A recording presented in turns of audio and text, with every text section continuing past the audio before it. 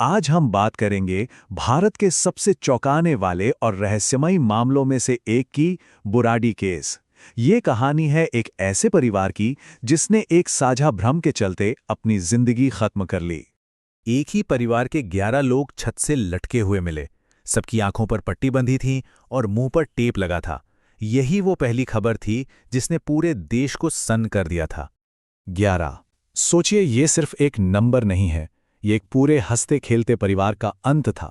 1 जुलाई 2018 की वो सुबह दिल्ली के बुराड़ी में रहने वाले चुंडावत परिवार के लिए आखिरी सुबह साबित हुई।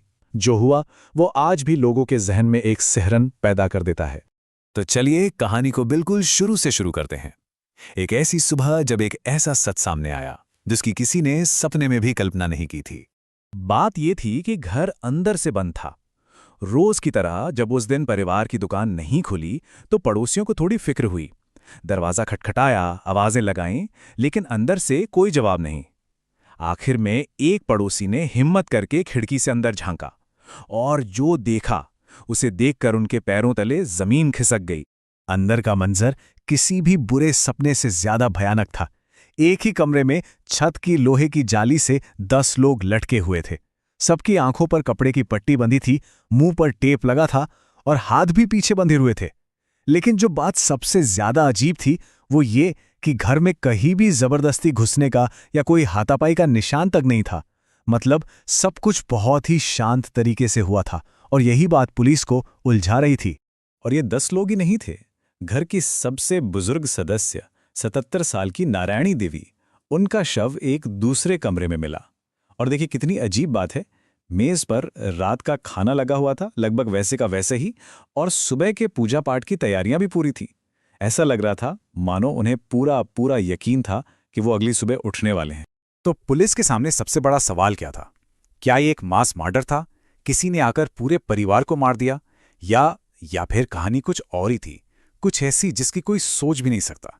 इस गुत्थी को सुलझाने के लिए सबसे पहले हमें उस परिवार को समझना होगा, वो परिवार जिसे आस पड़ोस में सब एक आदर्श परिवार मानते थे। देखिए, ये चुंडावत परिवार था। 3 पीढ़ियां एक साथ एक ही छत के नीचे रहती थीं। सबसे ऊपर घर की मुखिया नारायणी देवी, फिर उनके 2 बेटे भावेश और ललित अपने अपने परिवारों के साथ, जो इलाके में अपना अच्छा खासा कारोबार चला रहे थे, और फिर तीसरी पीढ़ी के बच्चे जो सब पढ़े लिखे और बहुत होनहार थे।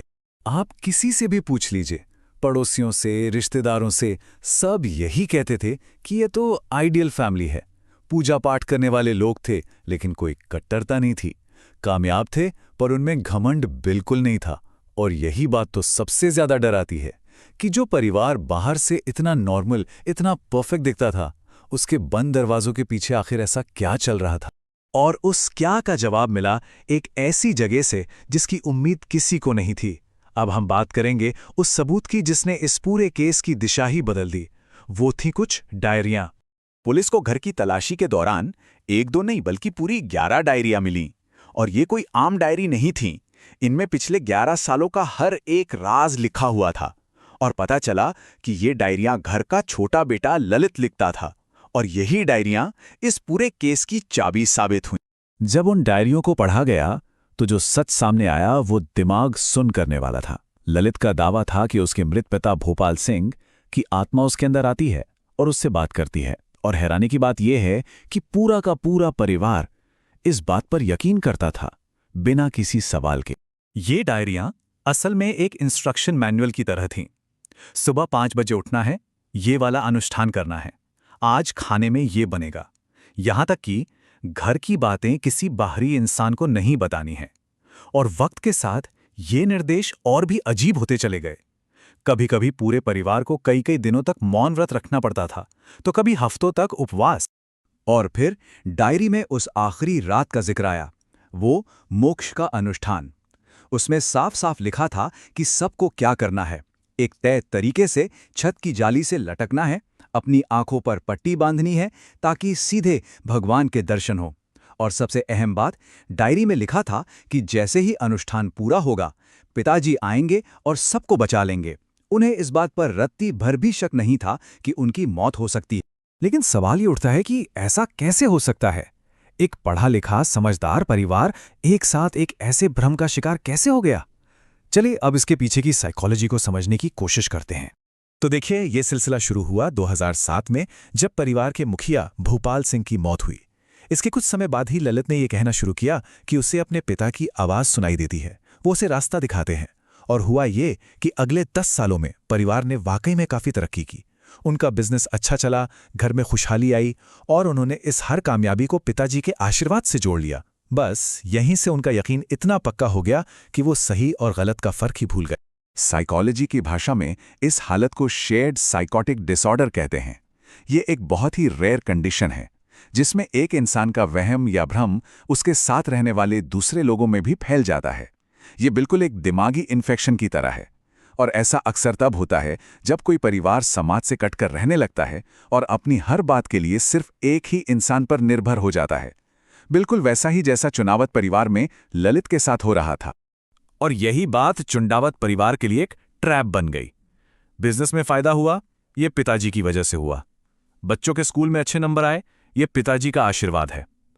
हर अच्छी चीज को डायरी के निर्देशों से जोड़ा जाने लगा, और इसने एक ऐसा खतरनाक लूप बना दिया जहां हर कामयाबी उनके उस अंधविश्वास को, उस भ्रम को और ज्यादा ताकतवर बनाती जा रही थी। ये हादसा तो हो गया, लेकिन अपने पीछे कुछ ऐसे सवाल छोड़ गया जो आज भी उतने ही जरूरी हैं और हमें बहुत कुछ सिखाते हैं। इस पूरे मामले से हम क्या सीख सकते हैं? कुछ वार्निंग साइन होते हैं जिन पर ध्यान देना बहुत जरूरी है।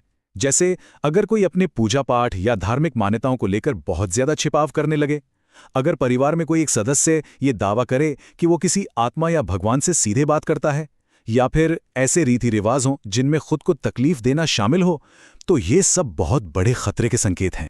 और सच तो ये है कि इस केस ने हमारे समाज में मेंटल हेल्थ को लेकर जो एक चुप्पी है, उसे भी सामने ला दिया। आज भी कई जगहों पर दिमागी परेशानियों को ऊपरी हवा या कोई आध्यात्मिक अनुभव मान लिया जाता है, बजाय इसके कि उसका इलाज करवाया जाए। शायद अगर ललित की मानसिक हालत को वक्त रहते समझा जाता और उसे सही मदद मिलती, तो 11 जानें बच सकती थीं। सोचिए, उस डायरी की जो आखिरी एंट्री थी, उसमें क्या लिखा था? भगवान पर भरोसा रखो, सब कुछ अद्भुत होगा, हम बच जाएंगे। ये शब्द दिखाते हैं कि उन्हें अपने बचने का कितना अटूट विश्वास था। एक ऐसा विश्वास जो असल में मौत का फरमान था। और यहीं पर बुराड़ी का ये मामला हमें एक बहुत ही मुश्किल सवाल के साथ छोड़ जाता है कि आखिर विश्वास और अंधविश्वास के बीच वो पतली सी लाइन कहाँ है? वो कौन सा पॉइंट है जब आस्था एक जानलेवा भ्रम बन जाती है? ये एक ऐसा सवाल है जिस पर शायद हम सबको सोचने की जरूरत है।